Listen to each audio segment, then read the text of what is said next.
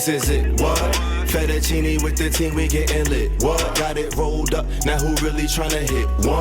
Puff, puff, then we pass, then we pass, then we pass. This is it, what? Fettuccine with the team, we getting lit. What? Got it rolled up. Oh man, Back again. where are we? Man, I don't know. We in the lounge? I feel like we're in the lounge. We in the It's been a lounge? minute. It's been so few and far between this year. Right. But it's good to be back. We in the lounge, and you know what that means. We got a very special guest. Special guest, ladies and gentlemen. But of course, it's your man EarthTone. And your man, the real PZ. And it's the Herbal Tea Podcast. We are in the lounge. I'm so excited about this one. Like I'm hyped. Like I'm really gassed. Yeah. I don't get gassed too often, but this one we kind of been chasing for a little bit. The way it came through in a clutch like this, had to just, he said yeah, and then Bang, bang, bang, the stars aligned, the universe spoke. exactly. And here we are, man. We got the one and only DDM, Dapper Dan Midas himself in the building with us. In the Welcome, flesh. welcome In to the the lounge. flesh. Welcome to the lounge. What's going on, y'all? How you doing? What's poppin'? What's going on with you? I'm doing great. You know, I'm in the beautiful season of life. I can't complain. I can't complain. As them dimples are showing us. You know what I'm saying? We love the dimples over here. We love the dimples. We love them. All right, so we're just gonna get right into it. We're just gonna kick it today. We're gonna be kicking it. We got a bunch of things to ask you. For real. But whatever you want to get off, you get off. It's gonna go where it go. Okay. We're gonna do it just like that. Let's get it cracking off. All right, so DDM, we've been knowing each other for a minute, you know what I'm saying? We're gonna go ahead and this full disclosure. Yeah. We kind of go back a little ways. And I remember the first show, but vaguely, the first show that we met at in Philly. And it was with the band that put us on. Yeah. Sergeant Sass, I believe is the name of the band. Yes. What do you remember about that show and that time frame? Okay. That show, blur. Period. No, Sergeant Sass, Naquan, love him. That time in particular was very chaotic for me. Like, honestly, like, you know, at the time I was not working. I was, you know, surfing from couch to couch. I didn't have stable housing. But it was the most fun, creative time. I feel like, honestly, that was my quote-unquote college years, even though I didn't go to college. Like, that era of my life, I learned everything. Philly in particular at that time was so fun and vibrant and, you know, free and expressive and unique. At one time I was entertaining moving there. Imagine that. Yeah. Listen. I'm glad I didn't though. It's great. That All right, we here, all of that. But this is about you. Let's go ahead. What happened? No, I'm just glad because I think that it's just like my relationship with San Francisco. I love San Francisco the first time I went there back in 2011, 2012. And at the time, it was just before like the tech industry and gentrification had really taken San Francisco over. So you still had a lot of great art presence, a lot of great, you know, DIY presence, a lot of great gay presence. I mean, they still have that, but it was just, I feel like I got to see it at the tail end of what it was designed to be. Fast forward, I went there in 2019 for a show just before the pandemic, and I was horrified. And I'm from West Baltimore City. When I tell you, I went out, number one, the promoter, who were fabulous. They did everything for me. Shout out to Davo.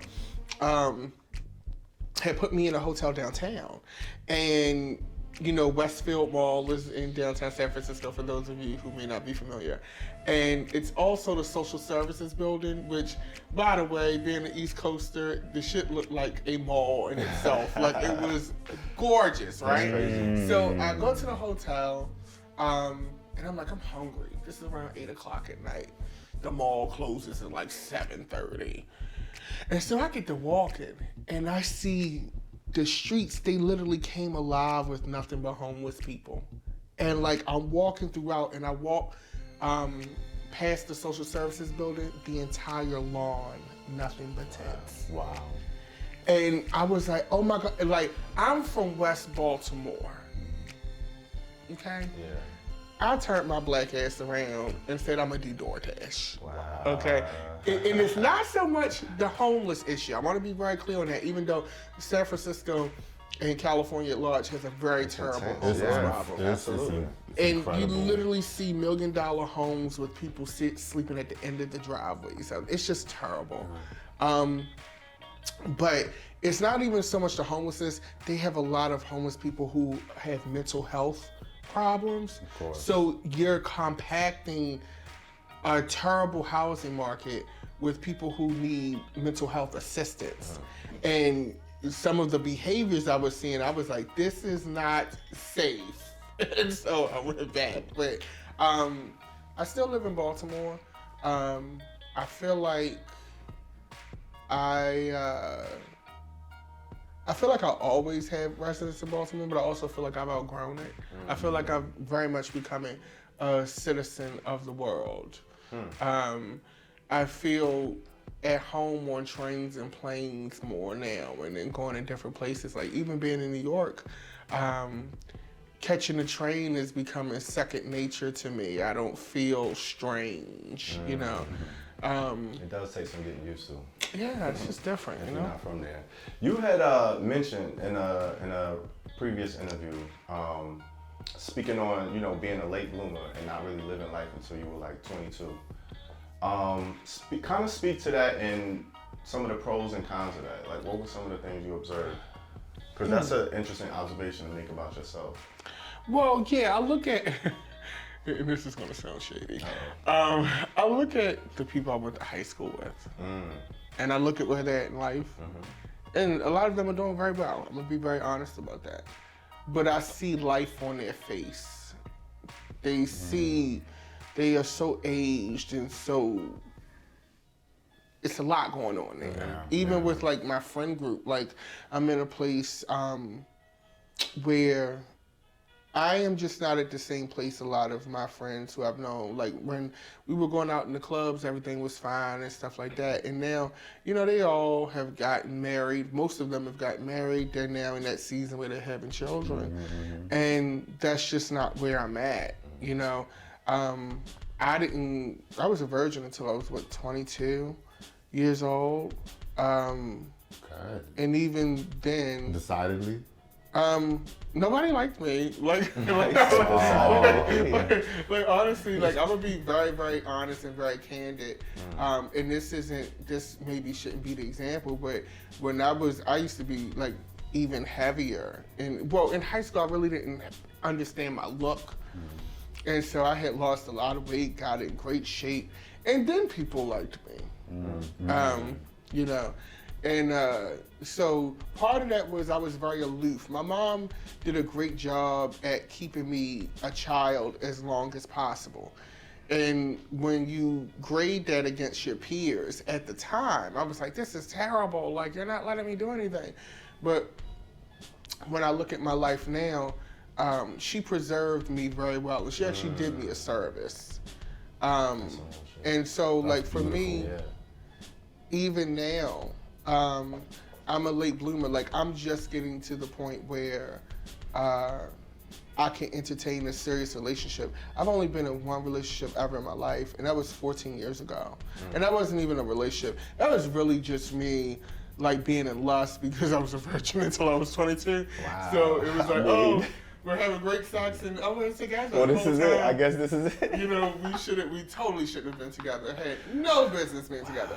But yeah, it's been 14 years now, actually going on 15. and I'm just getting to a place where I can date and not feel like we're gonna be together. This is gonna be it. Yeah. No, we're just on a date. You know, we're just dating. You know, and I'm even like as far as the hooking up piece, I am just getting to a place where it's like, oh, we just had sex. That was it. That was fine. You know what I'm saying? Like it's like, and like I used to be, especially in those first years, I used to be very, very intense, and like even the guy who, my first sexual encounter with, you know, it was. I think he was like, when he found out that he was my first sexual encounter, he felt terrible because he was not kind to me. Oh. And when he realized that, he was like, shit, because he was an older guy. And I think he kind of realized, like, oh my God, like that kind of thing. But I mean, you know, I'm a late bloomer, but I'm thankful for that. Wait, not kind to you like he was abusive or? Oh, not abusive, but you know, I didn't understand asshole. how it works. Yeah, okay. he's probably like, all Right. I just smashed. Like, don't. Exactly. We ain't doing all that. Like, go ahead. Exactly. No, look, I got you. Not by any means. I got you. But I think once he realized what it was, he was like there. But yeah, I've always been a late bloomer, and I'm thankful for that. And those are the positives. The cons to that is sometimes you can miss your moment. And when I look at, because you're taking too long, you got to be able to adapt. And being a late bloomer doesn't mean you can't adapt and you can't pivot. But I have a very, you know, I'm from Baltimore City, so I have a southern tinge to how I move and how I think about things. You know, so it's very like, okay, we'll get to it. You know, kind of thing. And sometimes you can't be like that. Definitely when you get to a certain point, it's like, all right, we need this, we need that. Like, let's go. What we doing? I can definitely relate to all of that. Yeah, it took me a while to move at the speed of New York, but you know, anyway. Well, that's what'll jolt you, though. You get to a place like New York, Oh, you don't yeah. have a choice really. You don't, It's like, okay, you you're don't. either gonna get up to speed or you're You're gonna be homeless wind. on that lawn. Yeah. So, all right. Let's pivot to when you first got in the game. All right, so you came in, you battled, you went viral on World Star Hip Hop for like basically, you know, clapping back at somebody that tried to out you pretty much. Okay, then you came in and you came out, well, you already out. You dropped a few songs. That's how I got to know you. You dropped songs like Legendary, Killer Queen. Let's, you know, take us through that transition from battling to doing music. Where's that music at? You know, if you still have it. Is it gonna be on streaming? Cause you know, a bitch got them songs, but I'm like, where's the streaming? You know what I'm saying? So talk about all of that. Take a look at that time period. I think you got more of my songs than I do. No, it was a different time. It was, you know, it was necessary to have to do that. It was necessary to have to do battles. You know, that's how I started. And also for me, battling at the time, this is before URL, this is before all of those things, where battling has become an industry.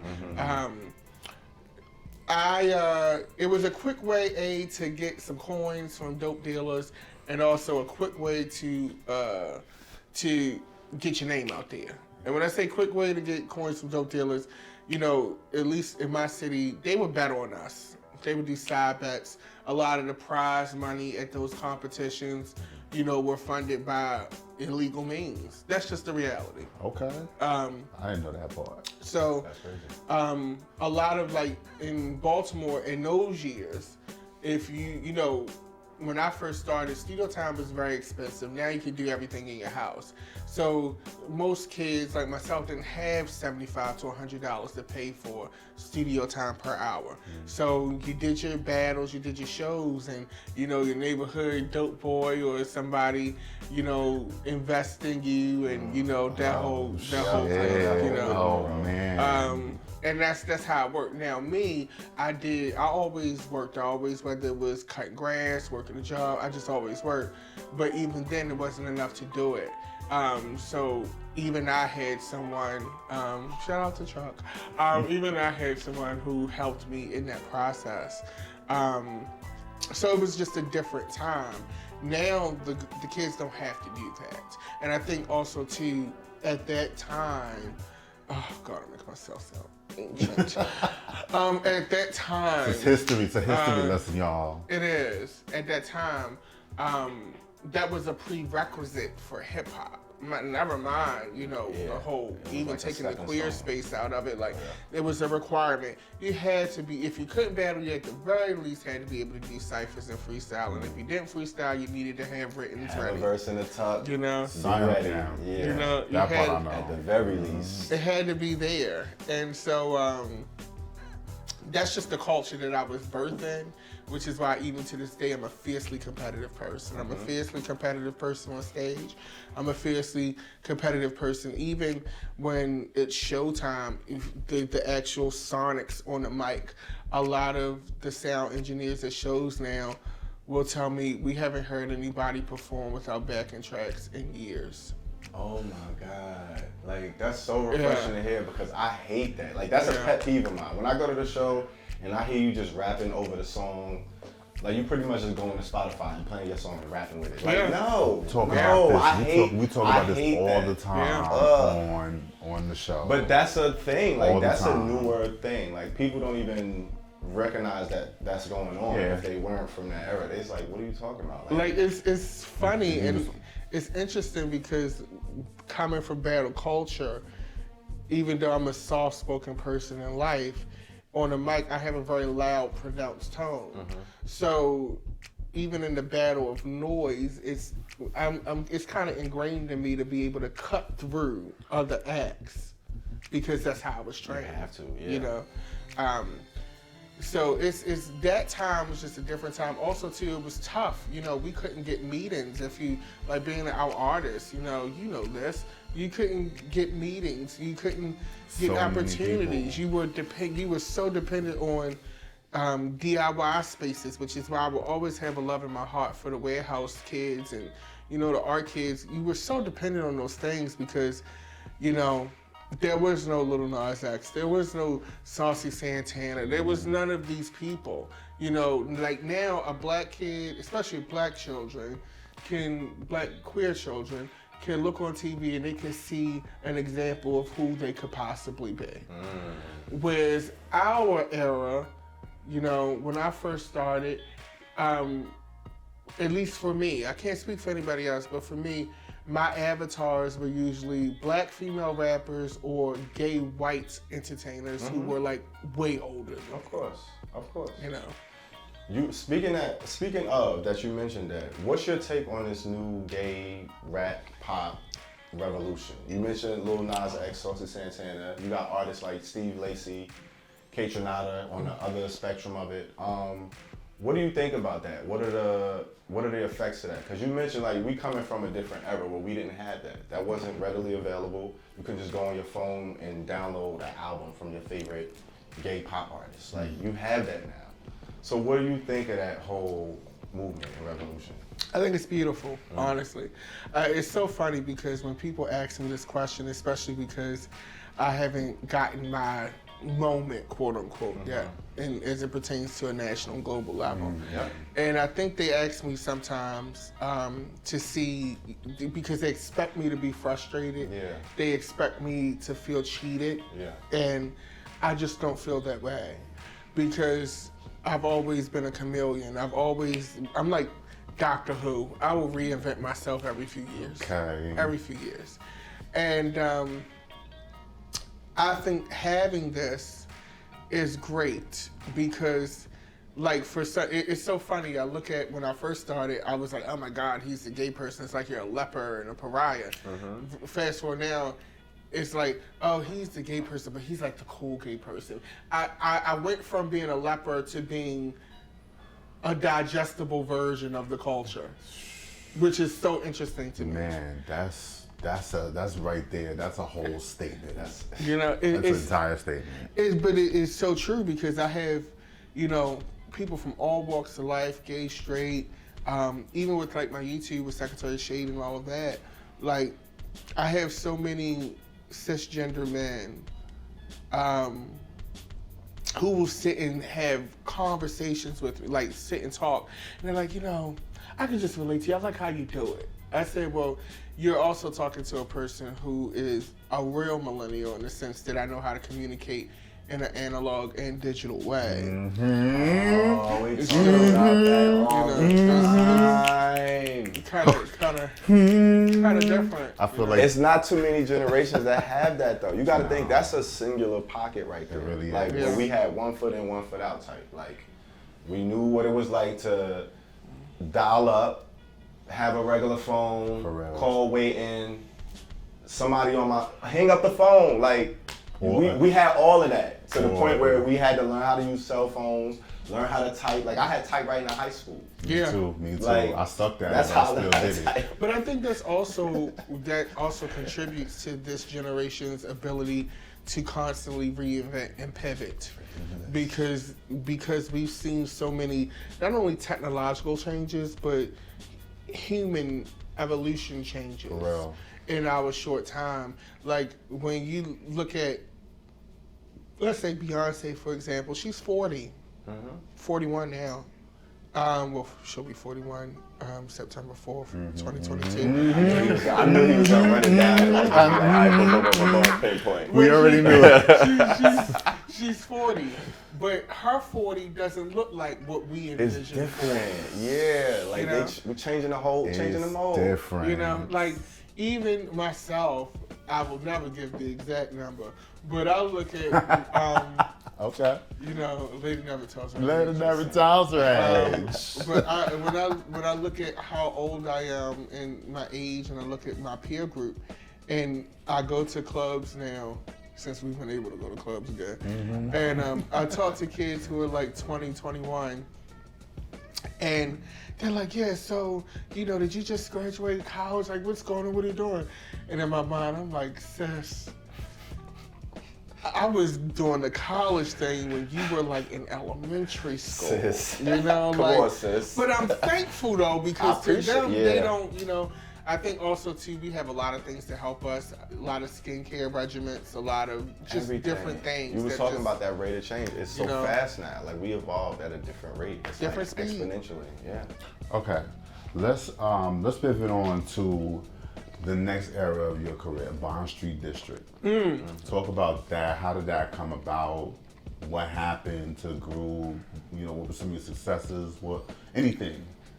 Oh, God, y'all gonna get the real story. That's what we here for. This is exactly That's what we we here here for. First, me and Paul are still great friends. We talk at least once a week. Awesome. He has a beautiful wife, beautiful daughter. Oh, he's She's so straight? cute. Yeah. Okay. Damn, you disappointed. You was that's the real story you was trying to get. Okay, heard you. Not at all. What do you mean? No, that's fine. No, Bond Street District came about. I met Paul Hudson at this local club, The Crown, which is where all of the art kids and DIY kids, all of us went. And he was doing photography at the time when I was performing. And he came up and talked to me. He's like, yeah, I do music. I'm here photography, taking pictures and everything. I was like, you do music? And he was like, yeah. I was like, okay, well, let's exchange numbers. Now, I'm going to be honest. I also thought Paul was incredibly attractive. Imagine that. So I was like, okay, so we'll talk music or whatever. And, Paul, I quickly learned that he was straight or what have you. And so we came down to his apartment in Fells Point and we listened to old records. One thing I liked about being in a group with Paul Hudson was that we were students of art and everything surrounding it. So we would just sit and listen to old records. We would sit and watch, we educated each other in different ways. He would have me watch shit like Community and stuff about Spike Jones and, French films and, he taught me a lot about how to conduct myself on film sets, how film crews need to be treated. down to catering, hours. Wow. Like he taught me that. Like a mentor of sorts. In that regard, we mentored each other because I would never give Paul mentor status. Okay. All right. But he taught me. Whoa, easy with the credits, B. My bad. He taught me a lot about that. The flip side of that was I taught him a lot about the artistic side because Paul is incredibly skilled in the tech specs. He is an artist in his own right, but I made him watch a lot of fashion films. We studied a lot of creative theory, a lot of art movies and things like that. That's kind of what I brought to the table, and I also brought the showpiece. So we would sit and I would make him watch Tina Turner footage and Diana Ross footage and James Brown footage. The complimentary. And all of that stuff. Yeah, and that's hard. When I would watch award shows, he would laugh. He would always act like it got on his nerves, but I know he got a kick out of it because I would scream when certain parts would come on, and he would like film it and stuff like that. Oh man! So Sounds it like was a match made in heaven. It was probably that's why me and Paul are still friends to this day. I love that. And you know, the group, I think it's not an issue of, we had some things, especially with our second record, that were not, it made it stressful being in the group, but it wasn't our fault. And it wasn't his fault and it wasn't my fault. And I think coming out of that, I realized that, I think we both realized that. I think also too, I'm a drill sergeant. And I don't think Paul was ready, quite frankly, for where I was trying to get us and the vision that I had. And I think Paul wanted to very much have his own personal life. He wanted to get married. I went to his wedding, beautiful wedding. He wanted to have a child. He wanted to, have the home and all of that stuff. That was not in the cards for me. So at some point, I'm like, okay, so we get ready to move to New York. What are we gonna do? Okay, let's do it. We in this together. He like, yeah. Not really. But fast forward, we found ourselves working together, not in the same capacity, but with certain things from film ideas and things like that. And at the end of the day, me and Paul love each other. I love him dearly. Even though we are not romantically linked, he is one of the great loves of my life. That's dope. I love that shit. Man. Human relationships. All right, this was the episode You can't of box him A&E in. You can't Lifetime. Yeah. We love it. We love it. All okay, let me ask you this. Who is Uncle Lulu? Oh my God, that was a persona I created for Bond Street District for our first EP. Everybody's Still Sleeping, the project had a retro kind of film, blaxploitation kind of feel to it, and that's where the character came up as. Yeah, so I was like, okay, we'll do that. Yeah. Okay. All right. What we got next? All right, Secretary of Shade era. How did that come about? Oh, that was a beautiful accident. Oh, that was the gift that keeps on giving, honey. Oh my God. Those are the best. Secretary of Shade was, like, for me, one of my favorite things. Secretary of Shade came when I was incredibly depressed. It came in a depressed moment because I had a huge letdown. I had made a whole album called Soundtrack to a Shopping Mall, which I still think is probably the greatest project that people will never hear from. Oh my God! Why won't the people hear the song? Why won't you know, people have to sign off on things. People want things done a certain kind of way, and I respect that. Okay. I respect that. Fair enough. But when you're self-financed and you gotta hear those things, it's an incredible blow. So kids, always get the shit signed off on before you start promoting it. But You're talking about samples? not samples, just to make sure that you are in line with your producer, you're in line with the people, the personnel, and they know what you're trying to do and what your parameters are. And the project, I had did a release show for it and everything for an album I couldn't even put out, but I had already committed to the dates at the venue, right? And I got real depressed, and this was around the time when Trump was going into office, and Omarosa had wrote her book, and I was like, this is going to be good, you know. So I went down to Barnes & Noble's on my lunch break from work downtown, and I bought it, and I said, I'm going to read this online, bitch, because this is going to be a key. And I'm like, only like 3 people going to watch anyway, so I do like a little bit, we'll chuckle along, and then I'll move on with my life. And God had a different plan, because when I went to sleep, it was like maybe 100 views. I woke back up, it was like almost 30,000 people had watched that reading. That's a jump. That's a jump. And it got to like, at the end, the final ticker, it was like maybe almost 1 million people had watched that. And mind you, I was going for like an hour. And so at the time, I had, you know, Random House wanting to send me every book under the sun. I had did The Hill. I got contacted by news outlets. Omarosa called me. Damn. She actually came to Baltimore and did Secretary of Shade. One thing I will say about Omarosa, nice lady to this day, still keeps in contact with me. And beautiful. That's beautiful. That's she the came, opposite of the right, reputation. Very right. opposite. And that's the thing. I think I think the lesson that she taught me was television is just that. On TV, you are there to entertain. Even your newscasters are entertainers to a certain degree. And you can't always base what you think of a person on what you've seen on a reality show. And you can comment on it on the show itself, but any personal attacks, you can't really do that, you know? And she was a stand-up lady. She came to Baltimore to film, and I was like, okay, so we can, you know, pay for you to get a car and all that, because I'm like, she's like a best-selling author at this point. I mean, she is who she is, right? And she's like, no, we'll get the publisher to pay for it. You're not paying for any of that. We'll get her to do it. I'm already going to be in D.C. And she came down. She came, and she didn't just come like to downtown Baltimore. She came like near Drew Hill Park, which is over there west, you know. Over west. Yeah. Over west. Yeah. Near West. Ballad of Omar. Okay. She came and she showed up, and Secretary of Shade grew, and I think what that did was it gave people a 3-dimensional view of me.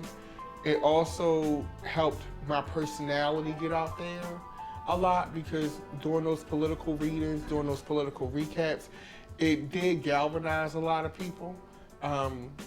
I've had senators send me, you know, letters of, you know, thanks, and, you know, you're doing a service to the community. Wow. All kinds of things, That's you know. incredible. And I like Secretary of Shade because it's me. I curse. I say some out the way shit, but it's real, it's researched, and I think ultimately what it is about that, people trust me. And they trust that what I'm saying is true. And I think that's why with Secretary of Shade, people are like, oh no, you should get sponsored, you should get this. I said, everything shouldn't be an endorsement. And I said, this is, at the time we're living in right now, this is needed. I can't tell you how many people, especially after certain tragedies that happen, will come and sit and listen to my live. I've had people that I've met since the pandemic, as things have lifted, and they've told me, white people, black people, old people. I've had old ladies in the market say, you know, I've had some really bad days, but your cabinet meetings have really helped me through this pandemic. Damn, that's crazy. I had people, I didn't realize that there were people living in apartments by themselves who every Tuesday and Thursday, they look forward to that meeting at 7 o'clock. Never know who's watching. That's, you know? That's 100% true. Like, shout out to you for all the success with that, you know, still giving the people exactly what they need in a timely manner, because, you know, let's not sleep on the time that it came through. Yeah. It came in right when it needed to be. Absolutely. Speaking of the times we are in, what did you think? I don't know if you saw it, but when you heard that Isaiah Rashad's sex tape leaked. I didn't feel too bad. Yeah, like it was a weird situation for me, because if that would have happened in a certain time, it would have been like, okay, that would have been over. It would have been a thing, boom, boom, boom. But this one, not so much. Like, what was your take on that? You know, everybody's sex tape is going to get leaked eventually. Sure is. If you're taping anything, and it's in the cloud, you cancel Christmas. I didn't think that. I didn't think it was. Did a you big know deal. though? Did you know he was fam, or was it like a surprise to you? You know, I think 'Cause I had no fam idea. has a different meaning for me now. Yeah. I think sexuality is very fluid. I'm sounding like one of the new girls now. Of course. Go ahead. I think sexuality is very fluid. And so now I look at gay, LGBTQ, same gender loving for my older black folks as they can't stand that term. That LGBTQ. Oh my they, God. Wow. No, they want same gender. Wow. Like they love it. They love that. They live it down that Yeah. hill. Same gender loving. Yeah. Yeah, they love that term. But I think that we have to, at least in my eyes, we have to recontextualize what family is, and gay as a culture and gay as a sexuality. Now, is he gay and is he fam in the sexuality sense? Yes. But do I consider him fam in a cultural sense? No. Well, we'll see. And I wouldn't say he was gay. I'd say he probably bi. Yeah. He's fluid. He said he was fluid. He's one of the new kids. He's one of the nieces, so that he's the one going around with that. Back in the day, you had an angle and you stuck with it. Right, exactly. You know, now, They you didn't know. do that shit. You just did what you wanted behind closed doors and like, all right, you stuck with some shit. That was the real tea. Speaking of sexuality and roles that's what we and speaking of? things of that nature, Rose? I like Rose.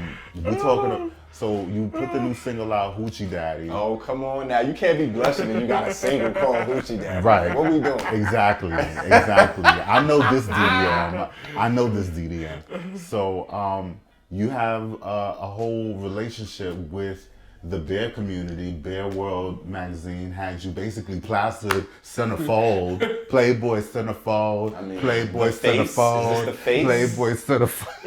It was very much given. It was Gap. What's your relationship with the bear community? How have you embraced it? Do you consider yourself part of it? I am a person I'm a gypsy, quite frankly. I interweave into so many different communities. I've never actually felt like a hardcore member of anyone's subset. And that's not because I'm trying to be that person. I just never did, I think the closest I've ever become like tied into a subset probably is the DIY warehouse art kid, fake art school kind of like space, because that's where I live. But as far as the bear community, I am a Southern belle at the end of the day. And I always tell people this. I think that it's several things at play, right? So like with the bear community, and I don't want to label them as any type of way, but I'm a regal type of bitch. I know that's the fun, Okay. right? Come on, regality. My Nigerian ancestry just dictates a certain kind of way that I'm going to carry myself, a certain kind of way that I'm going to present myself. And sometimes I think that reads as unapproachable. I think that reads as, and some of that is by design, but I think that gotta protect our hearts and shit out here. Everybody can't just run up. Yeah, for real. I think that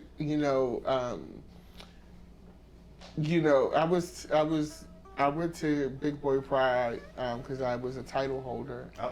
And come on now, titles. Don't just skip over the title I'm holding. gonna gloss that over.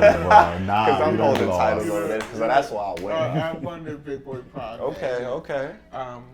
And one of the guys there, Richie, who's a sweetheart, we was at brunch talking about relationships and stuff, and he said, and we were in Big Boy Pride, you want to have your fun and all of that. And I was like, nobody talks to me in that way here. Like nobody approaches me, and I would totally be down for it. Wow. Oh man. But nobody talks to me like that.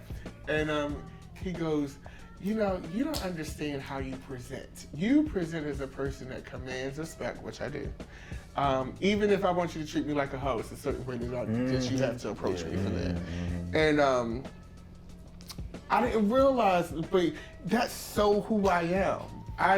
that's just who I am, you know? So I think with the community at large, you know, it's so crazy. Like when I look at, I'm gonna let you lead that conversation. But when I look at like even my relationships, both romantically and like, you know, my hookups and stuff like that, it is always the most unexpected people. Like right now, and I'm not gonna put him out there, you know, it's not a real thing. Like I have fun from time to time with this guy who's like a former Mormon, like fit, you know, white guy, and The Mormons, man. he's like probably one of I'm gonna Mormon give boys. him We doing Mormon boys top porn. 5. I'm Top gonna 5, give Never him Alive. Wow. But I'm gonna give him top 5. The reason why I'm giving him top 5 is because he does something that a lot of people don't do, and that's aftercare. Interesting. Like our physical chemistry is great, but it is top 5 just off that. But he is just so cool.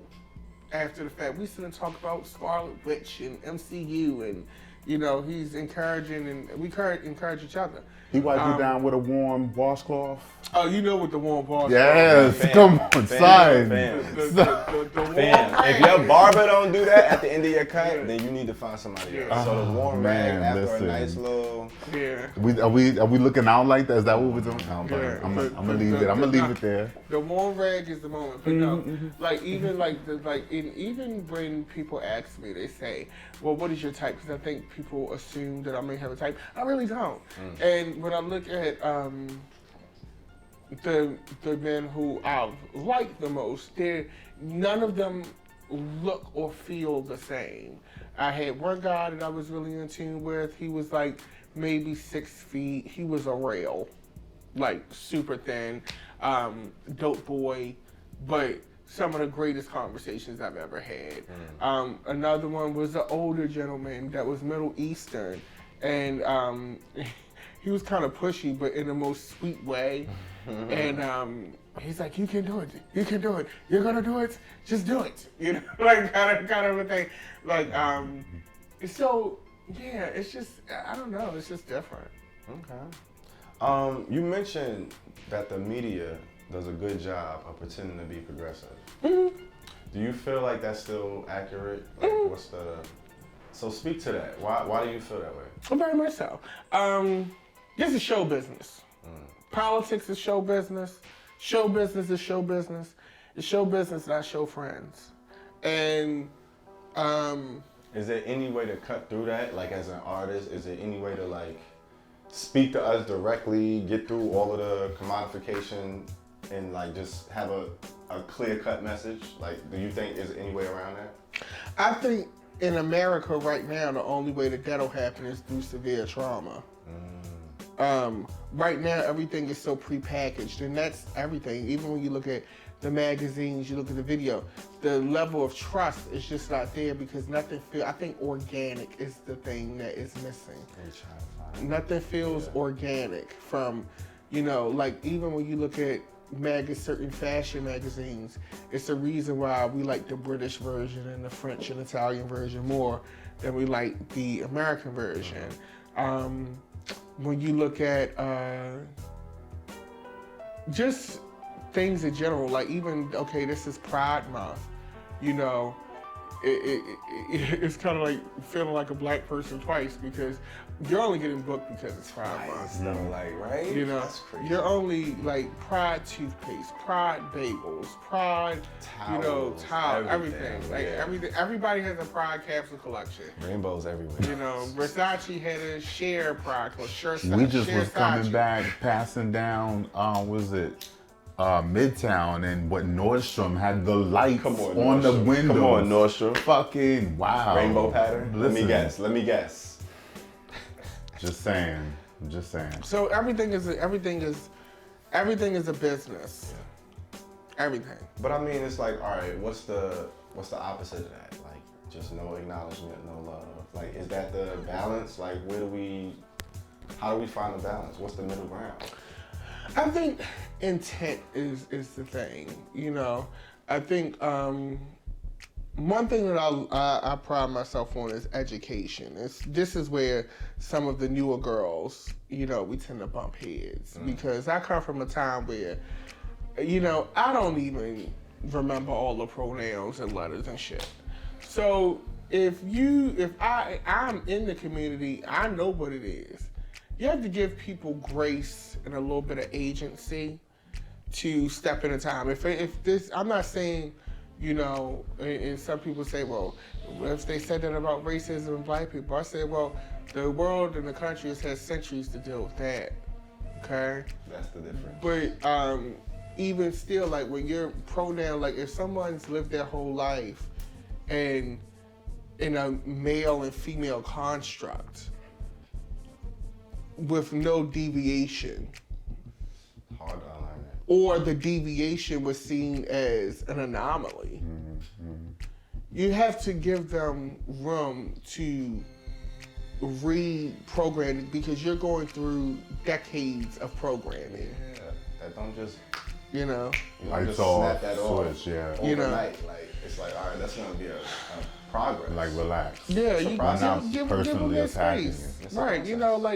like you I don't just bite people's heads off, because I'm just sake not of that it, person. yeah. I'm very big on education, and I also look at things with intent and nuance. I'm looking at what the intention was. Like case in What's the point, purpose? Kendrick Lamar's record about his his aunt who transitioned. He's a trans man. Yeah. Mm-hmm. And I'm gonna get flack for what I'm getting ready to say right now. I thought it was a beautiful record. This is a top hip hop artist. Like he has all of the ears. If anybody's gonna listen to hip hop and music, you're listening to this album. So the fact that he put it on there and he took some time, like it's not just it's a personal story. And also too, even let's look at it from purely an art level. To a young child of that time, this is a child in the 90s. Time. Okay? Time is key. That child would not say, my uncle, that child would say, Aunt Rosalind is a man now. That's what that child would say. That's like making a film about a certain time in history and retconning the history. We came up. It's a timepiece. You gotta, but people, they don't know how to critique art now because everything is so like, okay, you gotta be political, you gotta please everybody. Everything's not meant to please everybody. Some things are meant for you to have a reaction and think about it. And there's nothing wrong with that. We came up in the era of Mrs. Doubtfire, where the boy, the son of Sally Fields, who was the mother, that hired Mrs. Doubtfire, saw Robin Williams in the bathroom in character, taking a stand and piss, dressed in the full Mrs. Doubtfire, and the shock value of that was a big deal. This was 95, 6, something like that. This is the era we're coming from. So, a couple decades is not gonna undo what that world is, but I digress. Next topic. All right. You were sharing your health journey online, talking about you are sharing your workout regimens pretty often with your audience. Okay, what brought you to that space? What's some of your goals with your health journey? It's really about health journey. Like my relationship with food, I think has changed a lot now. I think that's the difference. I'm the Luther Vandross of Baltimore City. I done been up and down. See what I'm saying? See, and just proves my point. Just proves my point. Boom, come on. Boom, all right, here we go. Up and down, right? That's funny. And so, but the difference is this time is my mental health and my relationship with food. Like, when I first started, because it was getting critical mass, right? I was on an 800 calorie a day diet, which 800 calories is really hard. You're essentially eating fish and grains. That's it. That's a lot. And water. That's crazy. So I did that for a month and a half. You know what? I would try it. I would try it for myself. I still do that, but I'll do it like maybe 2 days a week. I can't do I'll that. be like, this is an 800 calorie day. So I'm at almost 60 pounds off, right? And so, but my relationship with food changed in that now I still am cognizant of what I'm eating, but the portion control is different. I'm not eating, I felt that I was also eating as a coping mechanism. Over the pandemic, I had gained a lot of weight. Because I was depressed. My cat had died, rest in peace, Taco. And so much had, happened. And I was sitting at home, DoorDash was my best friend. Also, too, the pandemic, I didn't want to go outside. I wasn't trying to walk through Target and shit. So I was just sitting at home eating the worst stuff and not moving, right? And so I get on the scale and I'm like, oh my God, I gagged. I like gags when I got on the scale. And I was like, I've got to do something. I wasn't sleeping well. My face looked like, it had balloon. It was just bad. Like even watching, footage and stuff now, I'm like, oh my God, I bet you was fat. And you see that, but like, and like, so now I think about food, like if I really want Chick-fil-A, I'm gonna have Chick-fil-A, but we're gonna work that off. We're also not gonna drink the juice that comes with it. Balance. Okay. Balance. You gotta balance. You can't have any type of, sugary dessert if you're gonna do that. And also too, I treat food like auction items. It's gotta be worth the calories. So if it's not like that's how, like if I'm gonna have a snack, it's gotta be a snack. Like it's gotta be like deluxe. I'm not throwing away 600 calories on a Cinnabon. That is not gonna happen. I need deluxe fucking rusty scupper, warm vanilla butter cake with the fresh strawberry syrup. See? Oh my God, very descriptive. See, Okay. Standards. This is what it's all about. Heard you. This is self-care, ladies and gentlemen.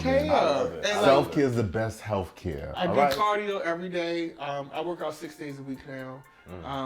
I do a lot of cardio, but I started doing a lot of weight training, which actually is helping me burn a lot better. And I don't want melted candle body. No shade to anybody who lost a lot of weight. But I don't want to be like, I cannot. It's like you like melted candle. I just don't. Oh, man. All right, well on that note, All right, we're down to our last I'm couple gonna of switch questions. gears a little bit. All right, so this is a big one, especially for me because this is my jam. Okay. Baltimore, More. 2020. Inspiration, Ballad of Omar. Come on.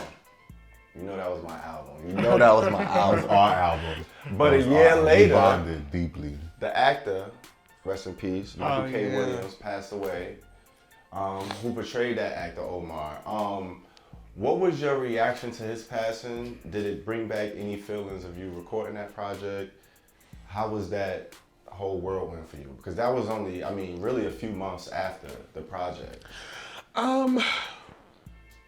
I was incredibly sad because with Michael K. Williams, what I liked that he did was he portrayed gay black characters with nuance and depth. When you look at his body of work, from not only just The Wire with the Omar little character, but when you look at Hap and Leonard, which kind of reminded me of my relationship with Bond Street. That's why I liked it so much, because you had a gay black man with a straight white man as his best friend in the world. I gotta catch that. It was a Sundance original, I believe. It's on Netflix or something. Fly. And that he was slightly in love with, but knew nothing was ever going to come of it. But that was we have great loves of our lives, and I love that character. And then we look at the character that he played on Lovecraft Country. Lovecraft Country. And the nuance that was in that character. Always body. He always did gay black men of a certain Dignity. Yeah, he always did us a service. That's Jersey, by the way. You know. All right, we met our Jersey crew. I'm just saying, like, as long I just gotta make sure. Sometimes, you know. You got that out your system. Okay. I just really, I was sad about it. I was sad at the way in which he passed, which was so sad to me. Yeah. Especially after losing DMX. And That was Black a rough Rock. stretch. It was a rough stretch. It was a rough stretch, indeed. Yeah. I was watching DMX's documentary that they put out on HBO as he passed, and when he was singing, I was at Barbra Streisand at the end of the documentary, and I just thought it was such a great gesture. The filmmaker did an incredible job at ending it on a happy note and ending it with DMX singing a Barbra Streisand record. And that's how it ended. I cried at the end of the documentary, and I do not do that. I love tearjerkers, so I'm probably gonna check that out. I cried at the end of it. That was so I'm here. That's I'm here sad. for it. Yeah. Just the man, the life that man lived. Incredible. All right. So, last question. Okay. This one not fast. We heard you was gonna be at the Tribeca Film Festival. Uh-oh. You know what I'm saying? Because you gotta move. Speaking of movers, you know Kissing what I'm saying? babies, 'Cause rubbing shoulders. Exactly. Life is a movie and things of that nature. You have a project in the festival, to my knowledge. So, you know, why don't you talk about that? Okay, so yeah, the film is called Fucking Right Pat. Ferb for short. We got nominated for the Sundance Jury Prize. We did Sundance Film Festival. We won the Aspen Shorts. We won a couple of awards. Oh, excuse me. And we're going to be showing in Tribeca this weekend tomorrow at the Village East Center or something like that. I don't know. Don't shoot me. But yeah, it's a short film. It stars my Tony-nominated co-star, Carl Young. She was nominated for a Tony this year. Slayed the Runway, Slayed the Red Carpet, in a Christian Siriano costume. Slay. Okay. Siriano. And Bitches can't spell prom. I can't tell you, my bad. The great Catherine Curtin, who she plays Dustin's mom on Stranger Things. She's done Big Wolf on Wall Street, Insecure, like she's everywhere. Orange is the New Black. And, that film, my manager Doris Kassab actually produced that film along with the director Harris Duran, who did a phenomenal job directing me. It was my first film, and it's comedy based, and it's something I didn't see coming. I was depressed when we were getting ready to make that film. I was very depressed. Oh man. And I was like, God, nothing's gonna happen for me. That's a cute, beautiful blessing right there. Like I gagged. And then even like filming it, we filmed it over 3 days. We filmed it 12 hours a day, set up the sundown, and submitted it to Sundance on the last day for submissions. And we ended up getting in to the shorts block. That's crazy. And at the time, I was like, okay, I'm doing this. It's another thing. And then it didn't feel real to me until when I saw my name on Deadline. Because I read Deadline. That's a look. That's big. I was like, oh wow, like bitch, she is on Deadline. And then after the short came out, I started getting contacted by a lot of talent agency, UTA, casting directors, HBO, That's amazing. Places. That's amazing. And so that's kind of where my career is shifting, I think. Okay. I spent a lot of time in Los Angeles now, a lot of time in different places. And it's something that I didn't expect. I always was a dramatic bitch. I just didn't think that, a little bit. it was going to be We never know. Listen, that you never moment, know. It's always know? unexpected. All right, so speaking of that, just to wrap it up, your career kind of going in a different angle. What's up with the music? You got anything coming? You gave us a little teaser with the Hoochie Daddy. It's a single. Is that tied to a project? That's just a Lucy. We just okay. I actually made a whole project called Life on Sale. That is actually ready. Okay. But things have changed now, so that's going to get the platform it deserves, and not the platform that is available. Okay. So talk about some contracts, NDAs, and shit. You know, I love it. Listen, get it right. That's what it sounded right. It's a beautiful time to be me. This is the first time that I've had like a manager and a lawyer. My lawyer's a great attorney, and I've never had like a real entertainment lawyer, so this is a first. So you got a squad now. You got like a real squad. But I'm still me. Like I'm not like the thing. I think the thing that keeps me grounded, and I think the reason why the powers that be are choosing to work with me is because I always understand where I stand on the chessboard. I think people overestimate their fame and their currency. And the thing is, like, I'm in the running now. But I don't have a hit yet. Yeah, I like the way you put that. We getting there. Yeah. Heard you. You know? You're doing the work for it. You definitely put in the work for it. Listen, that's why we've had to get in early, because we know at some point it's gonna be like, all right, we ain't gonna be able to reach this. Period. I already know what it is. Once blue check hit this guy, I was like, yo, let's get it popping. Listen, we are honored. Shout out to y'all for tuning in. We got a very special guest, DDM. Thank you for being so gracious with your time and honoring us with your presence. We appreciate it to the utmost. For real. It's your man, EarthTone. And your man, the real Peasy. It's the Herbal Tea Lounge, man, with DDM. Come on now, we're going to end it like we always like to end it. Go ahead and light that bitch up. We're going to end it on a high note. We getting lit. What? Got it rolled up. Now who really tryna hit? One puff, then we pass.